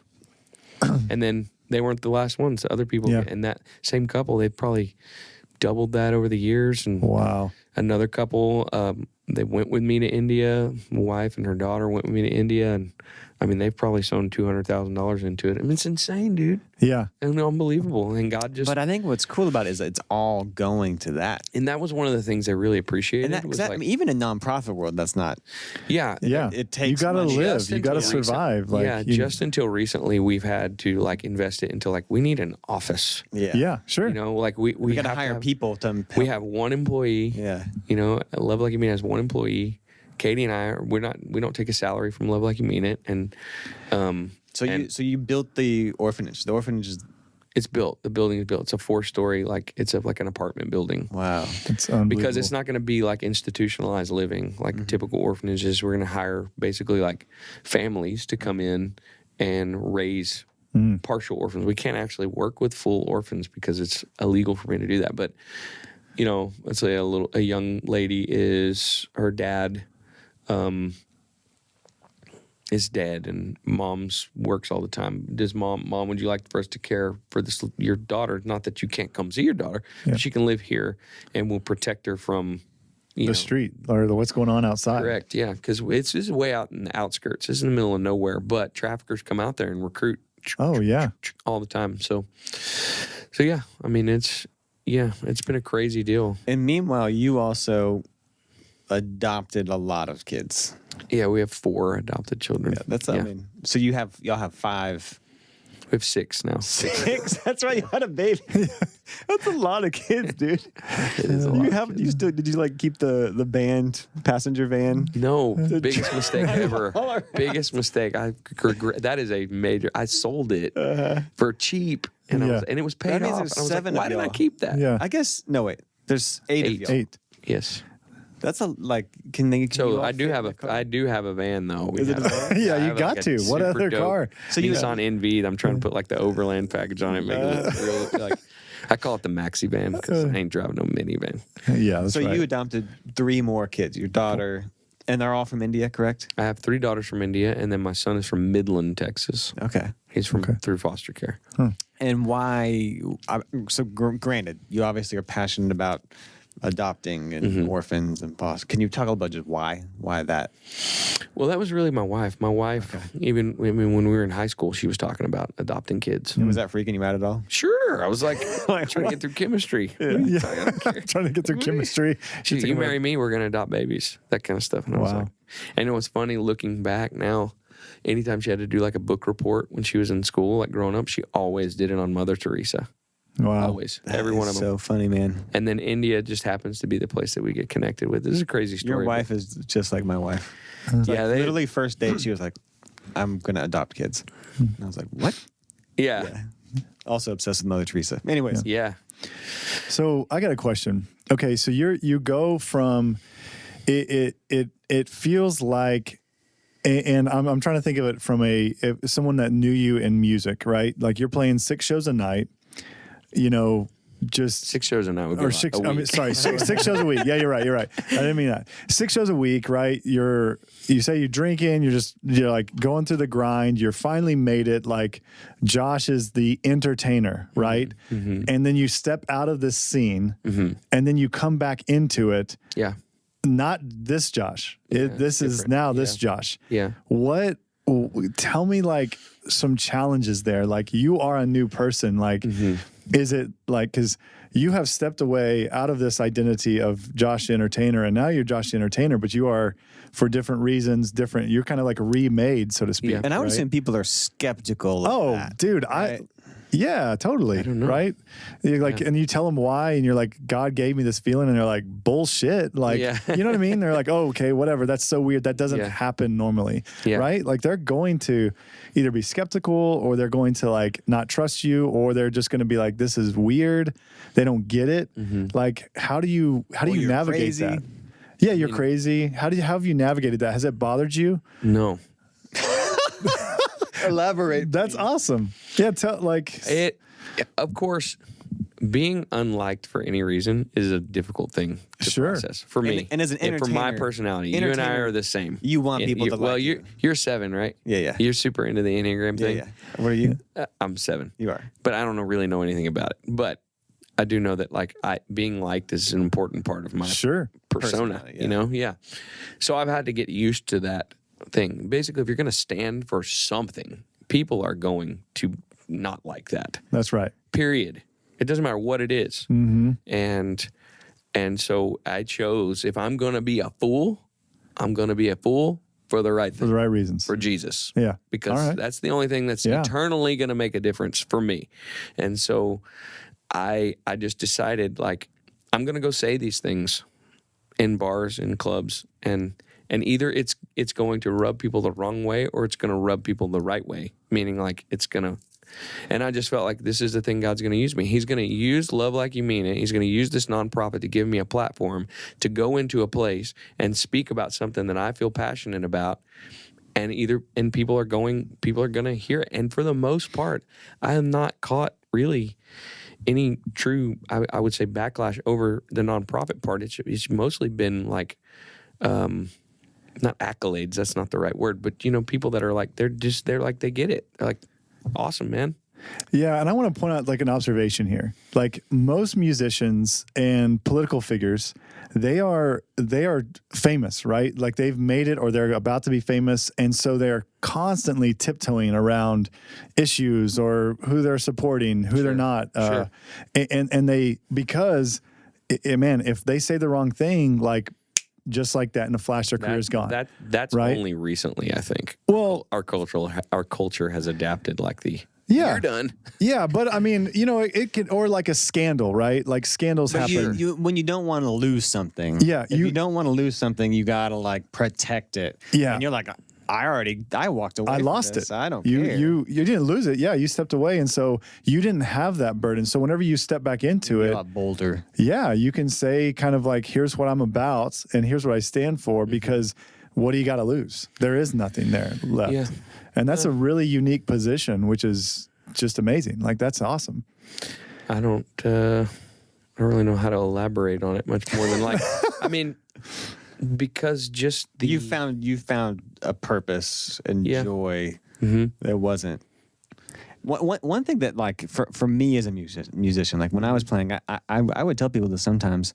I haven't said it in a while, but like some of in Enneagram 7, I don't really get depressed. I'm generally pretty happy. But I think everybody has dark moments. Sure. But some of my darkest moments always came after our biggest shows. Yeah, I was going to say that. No matter, like playing Red Rocks, playing in front of 20,000 people, playing in front of 30,000 people. We would do these massive shows or these things with a record label or on MTV.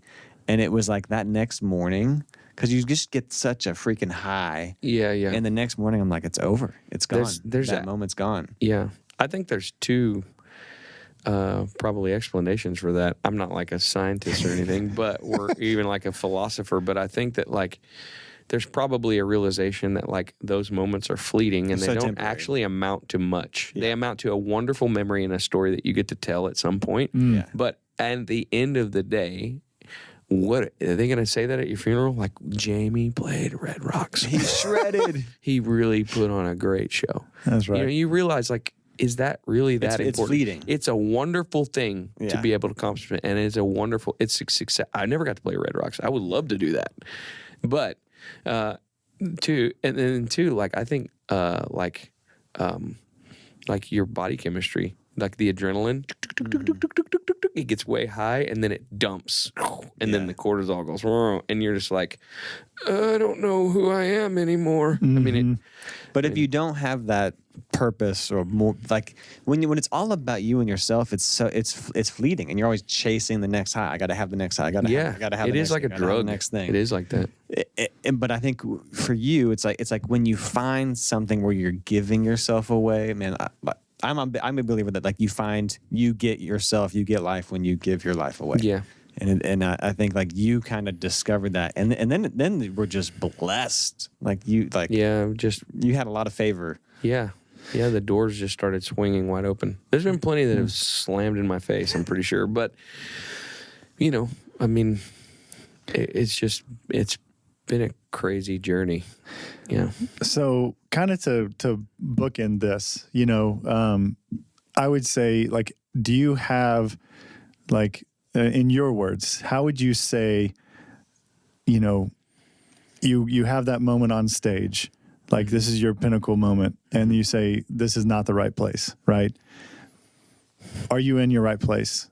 And when did that like realization? I would say yes, like right, but like kind of like define that story, like finish that story. I'm not in my right place. Are you asking, is he in his right place now? Yeah. Are you in your right place now? Mm-hmm. And then two, like I wasn't. Can you describe now why you weren't in your right place? The reason I wasn't in my right place was because I was like this, I did this, or I believed in this. Mm-hmm. Now I believe in this, or now my life is about this. Like, if you had to kind of summarize that I know that's pretty difficult. No, We're talking about 20 years of life here. I mean, I was in the position to build Josh Weathers before. That's what you do when you're in Green River Ordinance. What are you building? Green River Ordinance. Mm-hmm. You're building this thing and this brand, and there's absolutely nothing wrong with that. Yeah. I mean, I'm kind of back into that world now, where, music is now again what I do for a living, and I still fundraise. I still use that platform to do that, but it's now working to try to find that same sort of purpose that I had for that stretch of 3 years, I guess, where it was all going to one thing. But yeah, I mean, the difference is my spiritual life. Okay. The person I was then to the person I am now. My faith is really just sort of like the bedrock of who I am, and that hasn't always been an ascent. It goes like this. Yeah. I mean, I feel like we had a stretch of years where it was like, man, things could not get better. Like it's just getting gooder and gooder and gooder all the time. That's right. But then we hit some walls. Just personally, and and then with Advocare changed their compensation plan, which we went from making unbelievable money to making $0 in an afternoon. That was like a year ago, 2 years ago. 2 years ago. 2 years ago, May 17th. Advocare just like straight up shut down. Well, no, they didn't shut down. They're doing wonderful. But your side of it, yeah, the compensation plan changed so that it would no longer be like the multi-level marketing compensation plan. Because they made an agreement with the FTC and they changed the compensation plan, which put the distributors basically, out of business. Yeah. And so were y'all freaking out? Well, yeah. Yeah. But the thing is we had raised $1 million. We had raised over $1 million. Mm-hmm. So, we met our goal. Yeah. And I've been playing and I'm about to put out a record. I was literally making a record at the time. The Wild Ones? Mm-hmm. Okay. Yeah, and I was like, maybe this is the opportunity. I'll just go back to get back pursuing music.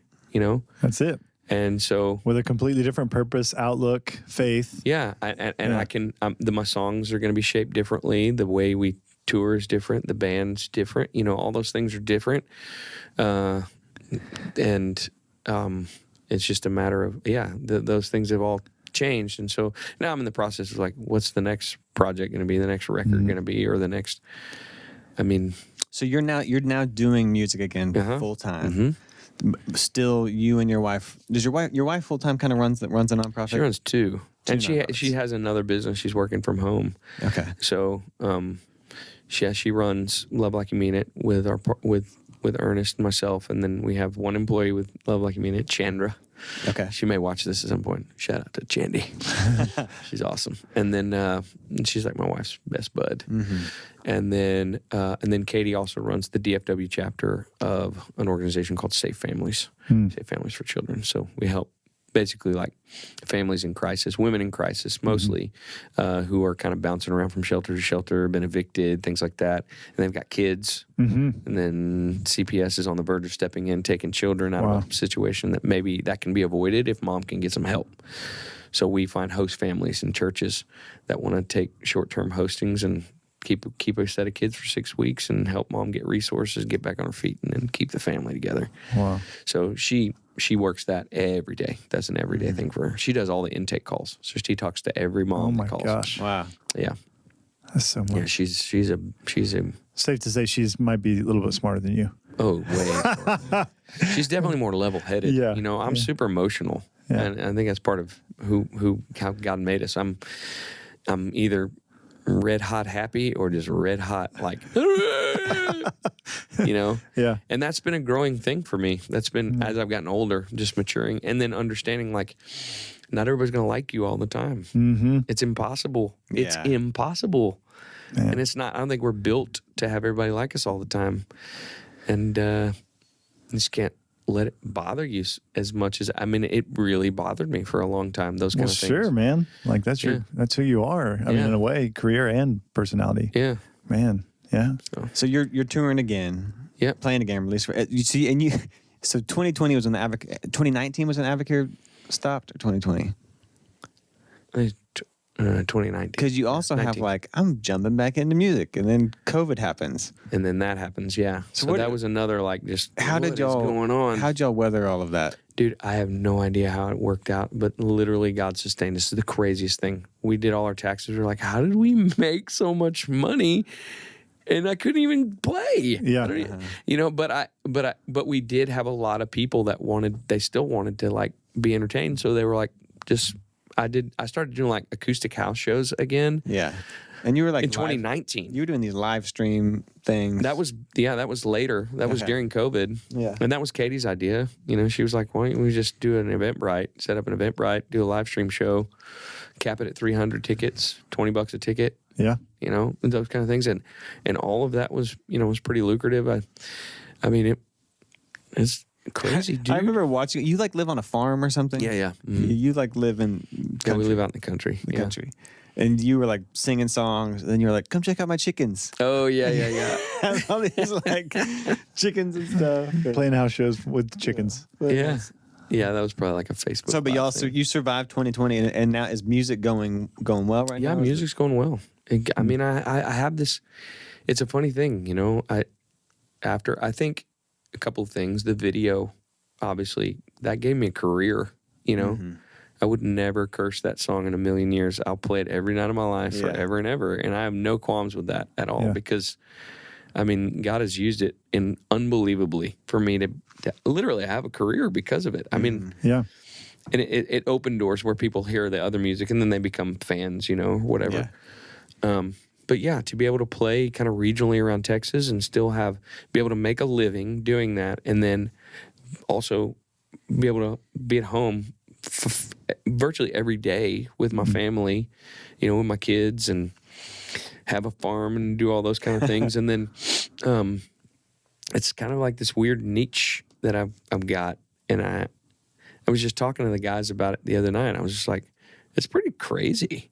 Like, you know, I have the opportunity to do this for a living. And, you know, I mean, guys making $40 an hour, which sounds like a lot of money, but when you work 8-9 hours a day for $40 an hour, I wear you out, man. Yeah. And I'm just like, man, this is crazy. Mm-hmm. I mean, it really is favor. Yeah, dude. I feel like you've had a lot of favor. And then, so I want. We've gone long. Your story's long. We didn't even cover. Are we going to go part 1, part 2? We jumped over a few parts, which I think is okay. I want to get into just some advice. If we were like, you were to give us advice. Before we get there, we haven't talked about dad rock, which is sort of your. I thought you were going to bring up the inauguration. No, I'm skipping that. I'm skipping that part of things. I feel like if we went into that, that'd be another 45 minutes. It happened. It's worth a Google. You played for a president. Yeah. Which is pretty freaking crazy. Yeah. And cool. That's another story. Yeah. Dad rock is your latest venture. Yeah. Which is like John Mayer was Instagramming Mark about dad rock. He was like, this is so cool. Yeah. Because it's really freaking cool. Can you tell people what dad rock is? And is that like just for fun? Is that like what? You don't even know what dad rock is. No, that's part of my job. I had the idea a few so years know ago. nothing about Josh. It was actually before COVID. I had the idea I was like, hey, why don't we just start like making some videos of like some like yacht rock style songs, that kind of stuff, and call it dad rock. Yacht rock is kind of like 80s, 90s cheesy 70s, ballads. 80s. 70s, 80s kind of. Yeah, like Steely Dan and Michael McDonald and there's a lot of stuff in that vein. But and originally it was I had the idea, and it was just going to kind of be for video, just for fun, Just you know? fun content. Yeah, just just for fun. And then we had the idea. We had talked about starting a dad rock, like this cover band. I always called it dad rock. And then, and your dad listened to this kind of music? Yeah, that was the idea. This was this is stuff that I either listened to with my dad, listened to, yeah, or like my dad introduced me to. If you're a millennial, your dad probably listened to some of this. Correct. Kind of Yeah. And so, we were playing at the Granbury Live Theater in Granbury, and we were joking around on stage, and I started taking requests from people, and people were requesting all kinds of stuff, and who's coming to, or just like millennials are coming? They're like, I just got to hear these songs. Yeah. Like, what? So that Dad Rock hadn't happened yet. This is like at a job. Oh, because it's just at a show. So I'm taking requests, and people are like requesting all the songs, and I was like, well, I have this idea. We're going to start this cover band called Dad Rock, and we'll just play all those songs in Dad Rock. And we kind of did like a little promo of what we thought the band would be like. We did like, I can't forget, I'm not in love anymore. We did that kind of stuff. And people were like, woo! And I was like, I tell you what, I have another show here in May. And I was like, we'll come as Dad Rock, but you have to go buy tickets tonight. And so they walked out of the box office and sold the show out that night. Oh, no way. Yes. And so for Dad Rock. With Dad Rock, and Dad Rock did not even exist. So Josh Weathers' band, now Dad Rock in one night. Oh, and so I Blaine and Paul was like, well, we're gonna have to learn some songs. So Blaine and Paul, and then I call Leo, my buddy Leo Signs, great guitar player. Leo's incredible. And then I call a keyboard guy named D Mims. D ends up he's not able to do it. And then Paul goes out to Magnolia Motor Lounge one night with Leo just to hang out, and Mark's there, Lettieri, and they're like, "What have you been up to?" And Mark sees the set list. Paul shows him like, "These are the songs like Josh is doing this cover band thing," and Mark's like, "I'm in the band." I'm in it. And Mark Lettieri, for people that for are, me, for you, for the people that don't know, Mark's won like 4 Grammys. He's unbelievable. He's guitar famous. Yeah, he's good. He's like on the cover of like Guitar World and Guitar. He lives here. He went to TCU. You might know Mark Lettieri. He played in the gospel band. Oh yeah, dude, I know Mark. Yeah, he's like a okay. Yeah, at TCU. Yeah, that's right. Went on to also be like super successful, famous guitar player. Dude, he's in a band called Snarky Puppy. Snarky Puppy from Denton, and they're Wolfpack and he plays with the guys from Wolfpack. Yeah. Fearless Flyers. They have another group, and in his own right, his own stuff, he's done really well with, and tours all over the world. Crazy town, you right? Yeah. And yeah, he's like, and like how his voice is crazy, and I'm like, so Mark is next level. Mark is like a Lamborghini of guitar players. Yeah. So yeah, he essentially is like guitar famous. So Mark is in on Dad Mark's Rock. in, and Mark wants to do it, and then we need some more vocals. Mark's like, hey, why don't we get Adrian Hewlett? I was like, oh yeah, Adrian's great, yeah. So Adrian Hewlett, you know Adrian? I know who he is. Really? Yeah, he's wonderful, dude. He's awesome. And I was like, Adrian was like the rug that tied the room together. He just and he plays congas and sings, some of the songs, and then lots of harmonies. And so several of the guys in the band can sing, so that we can nail all the harmonies, because a lot of stuff back then, a lot of harmonies in it.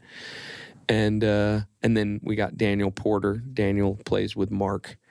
Keyboard player. He's the only guy in the band that's not a dad. He's 30, and so we're like, Paul's old enough to be his dad, probably. Yeah. But so y'all been doing these shows. So yeah, we just kind of started getting the ball rolling. We're talking about like video content, that kind of stuff, because and they wear these ridiculous outfits. Yeah, everything is built to look like. I'm like, we need it to look like 1981, like a very very sort of just like not a year that like 70s had their own thing. Then later in the 80s, it had their own thing. Yeah. There was this kind of window between like 78 and 85 where nobody knew what was happening. How short are the shortest shorts? Blaine wears the shorts. Nobody else wears shorts. Yeah. Blaine wears jorts. Oh yeah. That's what we need. Almost obscene. I need that. Yeah. Knee-high socks with the stripes on them. There we go. Yeah. So and I always wear like a old beat up pair of Wranglers, because every rock star wore Wranglers. She wore blue jeans with everything in 1981. If you look at a picture of Michael McDonald, he's like at a gala or something, wearing like a tuxedo top and blue jeans. Yeah. That's fantastic. Tennis shoes that look like these. Yeah. And so y'all are playing shows. So you're doing Josh Weathers shows, and you're doing some Dad Rock shows. Yeah. It's amazing, dude. It's incredible band. It's crazy. I really want to. It has the capability to do, like, we've talked about it, like playing festivals with the band, because even though it's covers, the musicianship is so good. The guys in the band are so good that like musicians appreciate it. And it's like, it's crazy. You hear these guys, you hear Leo play the solo from Peg, the Steely Dan song. That's like, nobody can play that solo. Leo nails that solo. And then you hear Mark Lettieri play like Neil Sean guitar solos from Journey, and it sounds like Journey. So there's like a genuineness to it that's not like cheesy, typical kind of cover These band are like thing. your musicians from town. Yes, and playing songs that people And it's like fun. love. There's a cheesy, fun hilariousness. Yeah. And you're busting out the dance moves. Yeah. Dance the whole time. Never stop dancing. My hip hurts today because I'm like I want to go shaking see that. it too much. That's awesome. Yeah, it's so much fun. The guys are so good. That's cool. Okay, so we spent a long time getting into the story, which it's cool. It's cool. Your story is inspiring. I mean, it's really neat. I feel like there's a lot of life lessons just within your story. I mean, like a personal of like seeking after fame, the fleetingness of notoriety of fame, those types of things. And not being I afraid, would never to take disregard risks. that, by the way, though. I mean, I think that there's a certain there's still in me. There's a part of you that like being famous is fine, Yeah, and it's it's good. awesome. Like we need wonderful. famous people. I love Yeah, to be famous. But I think like what you were saying is whatever that was is that fame, like to the degree of what that was, it wasn't right. You didn't have it just right. And like whereas now it's like the fame and notoriety, which may or may not come. Like it has come. You're famous, right? But even more so, I feel like it's right though. You know what I mean? Like where you could pursue that in a right way. Yeah, You feel that? Yeah, I mean, there's still always this. It's a balancing act the whole time. Of things you're willing to compromise and things you won't compromise and that kind of stuff. Do you have that like written down? No, that's probably a good idea. Like some guiding principle kind of thing. I mean, do you and your wife have the equivalent of that, like as a family, or? Yeah, I mean, it's sort of, at this point, I think it's probably unspoken. My wife and I, we've been together for a long enough time that it's like we know what our values are, what our family values are, and what we're willing to sacrifice and not, and those kind of things.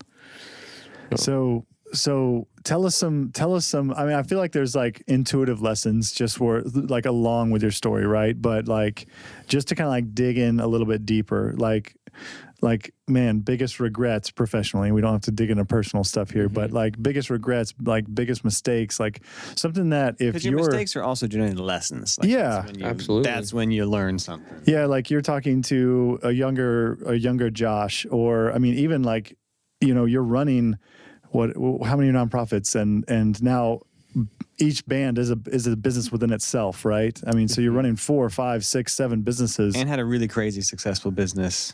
Yep. As well. Yeah, with Advocare. That's what I'm saying. Like you have your hands in the nonprofit world and the music world and an actual business world. And so like some little nuggets. That's what we're looking for. Passing on some nuggets. Yeah. To a younger Josh. Yeah, that's good. Younger or Josh, to an up and coming artist. There are some things that I would love to tell a lot of musicians. Dude, here it is. Here's the platform.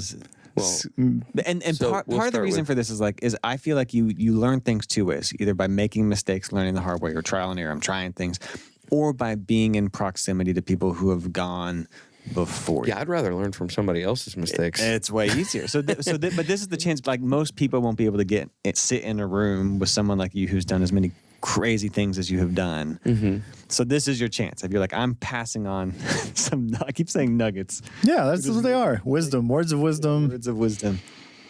I mean, this is probably geared more toward. It could be towards anybody, but I mean, this is a thing that it's still shaping me every day. Is that what is your identity in? And it's ultimately, I mean, it's a thing that's gonna make you or break you, because things are going to come. Bad things are going to happen, and hardships. You lose your business twice in a year. You lose. Those things are going to happen. Where is your identity? If your identity is wrapped up in your career, you are toast. That's right. You're toast, because there's nothing that says it's going to last forever. If your identity is wrapped, if my identity is wrapped up in my ability to sing, and tomorrow I wake up and I'm like, and it never comes back, what am I going to do? Yeah. Who am I now? Yeah. You know, and that's probably, I would say, is maybe a fearful thing, but I don't want to be in fear, obviously.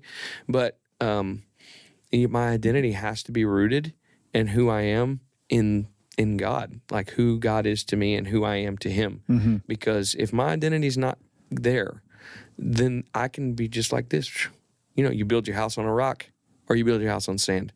And we live in the culture today, and my wife and I we like to accomplish, we like to move, we like to do those kind of things. But we just this morning looking at each other, we're like, this pace is whooping us. Like, because I played 5 gigs last week. Yeah. And, you know, and then Sunday was booked solid all day. And then, you know, we're just like, okay, we got to like pump the brakes, slow things down, you know. Check your identity. Get our footing back. Yeah, identity is everything. Yeah. I think, and I may regret saying that later. Be like, oh man, there's something smarter I could have said. But to me, your identity has to be grounded in things that you have to build your house on a rock. And what does that look like practically? Like what is that like? You tell yourself like you and when you say identity, that means just like what does that mean? Well, I mean, you think about it. Like they say that if a man loses his job, okay, gets laid off, gets fired, that if he goes without work for more than 6 months, that is a more grievous process than losing a loved one to a man. Why is that? I mean, is that how is that how we're built? So your personal value. Yeah, where does your value lie? Who you see yourself as. Yes. Yeah. So if my value is in a position, you know, if you go to a party, you go to something like that, what do you hear men sitting around talking about? Yeah, their work, their job, their success. What do you do? What do you do? What do you do? What do you do? Oh, I do this. I do that. I do that. And it's just like, to me, it's almost exhausting sometimes because it's like you hear car guys talk about cars. And maybe that's just a thing that they relate to one another as human beings. This is the thing we talk about. But when I went to India the first time, this is one of the things that struck me. This old dude walks up to me, and this is how several of the guys greet you. They shake your hand, and they go, how are you in the Lord? And I'm like... Getting deep real fast. Yeah. And they're like, I'm like, well, good. And, you know, because I'm like, I don't know, how am I? Yeah. What does that look like for me? What does my devotional time look like? What is that, you know, how much time am I spending doing that? Or how much time am I chasing other things? And I'm as guilty of it as anybody. No doubt about it. But yeah, I would say identity has to be grounded in something that, you know, my faith is the thing that keeps my feet on the ground. And I think it's a good, like, I don't think, you know, one thing, I didn't hear you say this, but one thing, like, to clarify is identity is different than hard work and like devotion to something, or like I'm going to put a lot of effort into something. Certainly. Right? Like if you're going to be successful or you're going to like grow a business, dude, you're going to have to dedicate some time, sweat, blood, and tears. Absolutely. Right? Yeah. But identity is different in the fact of if it gets ripped away from you. Yeah. Can you sustain? Like, can you move on? Yeah. Can you still have joy? Yeah. And that's a big, I think, the big difference for me personally is like trying to separate those two things out, right? Like identity is always the hard work and effort, and they go in hand for sure. But that doesn't mean you can't work hard at doing other things. Like you have to, right? Yeah, that has to. There's character and integrity play a huge part in who you are, into your identity. It's almost like if this thing got ripped from me, would it destroy me or cripple me? Like, am I still Josh without this? Yeah. And I think that's kind of the identity test. Like, if whether it's business, music, nonprofit, if this was taken away, if my voice, if I lost this, am I still me? You know, or do I need will it shake you? Of course, you're a human being. Of course, those things are gonna. It's humanity is gonna get shook. Yeah, but. You know, I don't know. Maybe that's. Hopefully, that's maybe not a vague answer, but it's. I think that's your philosophical answer. So identity test. Okay. Nonprofit gets ripped away. Music gets ripped away right now. You still good? Yeah, it'd take me a minute. Sure. I mean, yeah. It'd take me a minute to like get my bearings, Yeah. and figure out, okay, what's next. Well, why has this happened? I think, and that's good. Like that I've got to process assess, is good. okay, is this based on choices I've made? Have I caused this to happen? Yeah. Because I'll own that, take responsibility of that. Have I done something that's hard? That's hard to own. Yeah. That's right. And then if I can say, like, no, I think that this is just a matter of circumstance, and who knows? Yeah. God knows, who knows? I don't know. That's good, man. Okay, we're gonna move on. Now we transition to something else. Yeah. Because obviously there's something else for us, so we're gonna keep moving, right? That is hard to say, man. That's really cool. But it is. Is that a scary thing to think about? Sure. Heck yeah. I think it's probably but always fear scary. is not. I mean, it's a question you have courage to ask is necessary. yourself again. Fear and is again. necessary for courage. Yeah. Sorry. Fear is necessary for courage. I was just saying it's a question you have to ask yourself again and again and again. Like no one's like, I got it, I nailed it, I nailed this. No, but fear is necessary for courage. That is true. You can't have courage without fear, because you have to overcome. Yeah, you have to. You gotta fear something to have courage. Exactly. There's a vulnerability. Exactly. Yeah. I got to do be like that. good to have bad to have good kind of thing. What about? Are there any decisions you made where you're like this, from a business standpoint, or building your brand, or whatever? Like, were there any decisions that were just pivotal is not a real word. Pivotal, really important decisions that were the right ones. Like, this was one of the best decisions I ever made. I mean, marrying my wife. Okay, that's a good one. So if you don't say that, you're dead. But the truth is, I mean, who I am today is built a lot on just her foresight, her discernment, her ability to go like, bad idea, good idea, and she's so good at that. Having a partner who can speak into that and push you, push you, challenge you, and be, she's the one that she really is. I mean, I can't take credit for all these, like, the nonprofits and all that world and all that kind of stuff, because she really spearheads so much of that, all of that, really, and I just become kind of like the mouthpiece, bell horn, whatever that thing is. What do you call those things? Megaphone. The megaphone. Yeah. Bands. What are we doing? What's the advice for musicians, up and comers? Play more weddings. What does that mean? To learn how to entertain people. Yeah. Oh, Because as people who have not paid money to come see you, they don't give a rip about you, your songs, who you are. They don't care. The bride and groom, probably fans, maybe 4 of their friends, but then nobody else. Nobody else cares. Good way to cut your teeth. I think weddings. so. I think so. I mean, I think. Did you play a lot of weddings? Lots. Really? A lot of weddings and a lot of 4-hour nights where you had to play covers, and lots of them. And what was your worst experience on stage? Oh, good question. Worst experience on where stage? You just felt like, I hate my life right now. This is the worst feeling I've ever had. In Colorado one time. Yeah. The first one that comes to mind, and we were in Colorado. There's steamboats. We're way up high. Altitude's probably not my greatest friend. Yeah. And we found some little restaurant that had cheap margaritas, and so we just went to town. Yeah. This is back in the day. This is and I was so annihilated on stage. I could not. Margarita annihilated. Yeah. And I could not. And then, beers, whatever was after that. And then we were like making drinks at the house before we go to the gig. Yeah. I couldn't even tune my guitar. Oh my! I couldn't, because it's like strobing like this, and I could not tell where it was. They wouldn't pay me at the end of the night, because they were like, if we give him that money, he's going to lose it. Somebody else has to come get it. Yeah. We still put on a show, I guess. Yeah.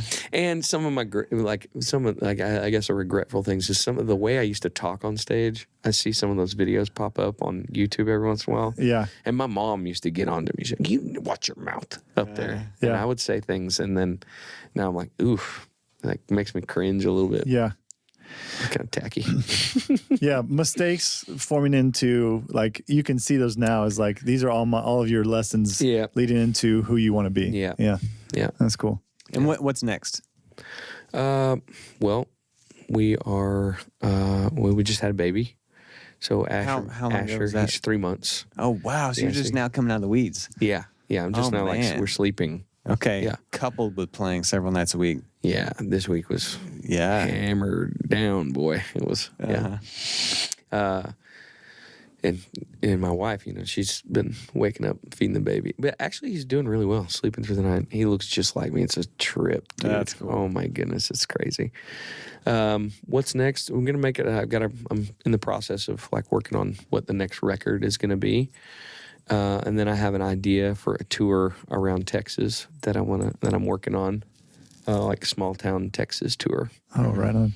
Yeah, and play like these little off the beaten path towns that no one has gone and entertained those people in a long, long time.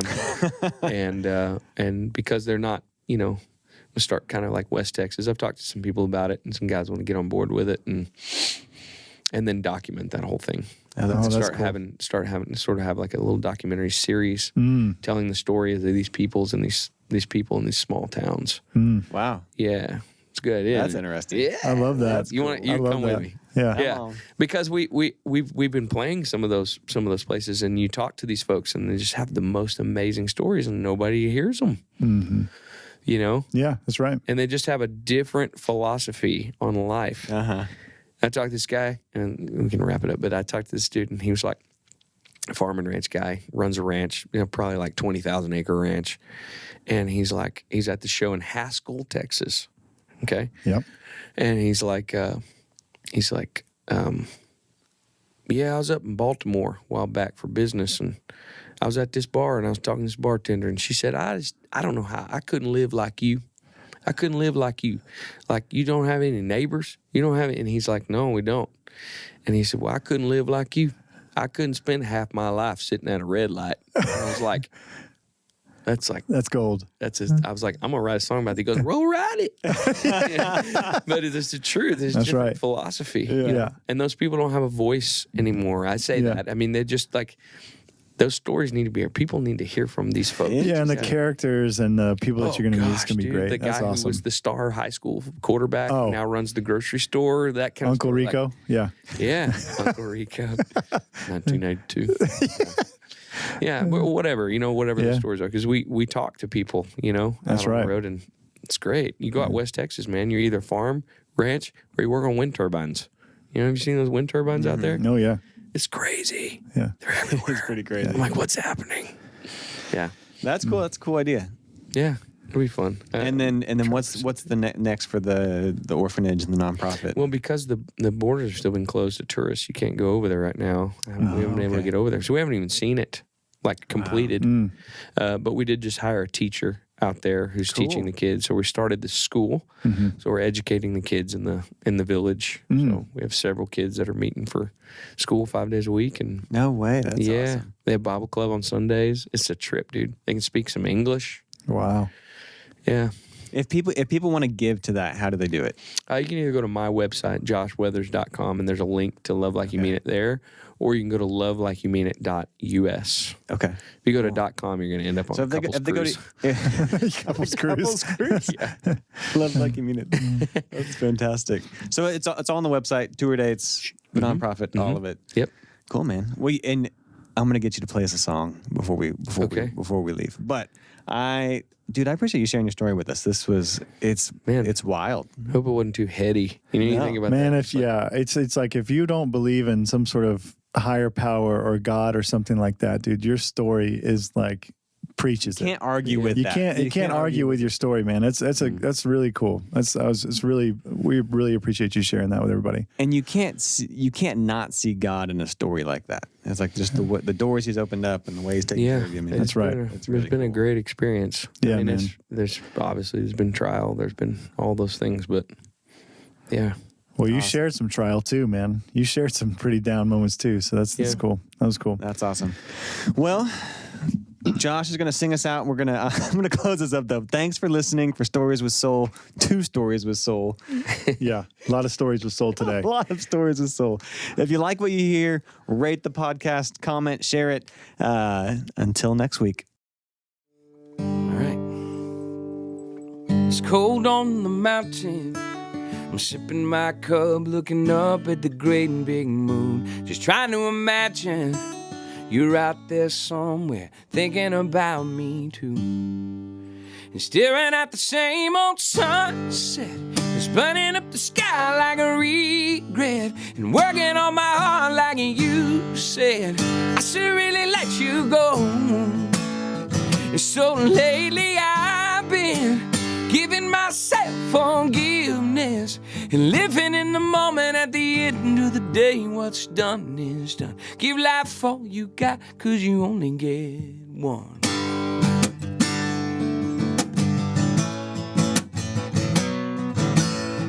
Still like it lonely. I'm sitting around breaking down, thinking about what it was. Looking back at the old days, I'm doing good, pretty good, but sometimes I catch myself thinking that you were someone else.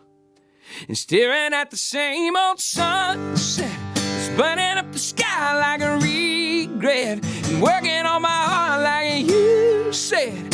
I should really let you go.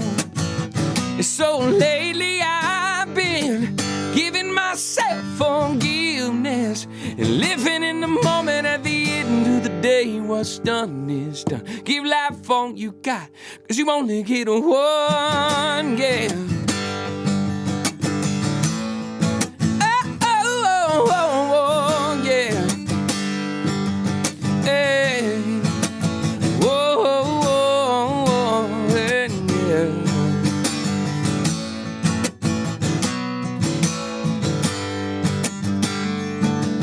I catch myself just staring at the same old sunset that's burning up the sky like a regret, and working on my heart like you said. I should really let you go. So lately I've been giving myself forgiveness and living in the moment. At the end of the day, what's done is done. Give life all you got, 'cause you only get one, yeah. You only get one, yeah.